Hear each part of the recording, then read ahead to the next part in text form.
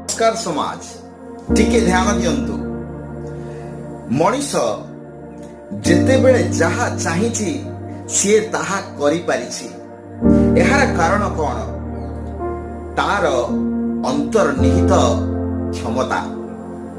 सेई अंतर्निहित क्षमताटी आम भितरे लुचिकी थाए। आपण ज्ञान द्वारा ताकू निश्चित भाव सामना को प्रस्फुटित करि परिवार संभवता प्राप्ति करि थांती। आउ ए ज्ञानवान व्यक्ति माने जे कोनोसी परिस्थितिर निश्चित भाव सफल प्रकार अवस्था को अनुकरण करी तार प्रभावित परिप्रकाश करि पारि थांती।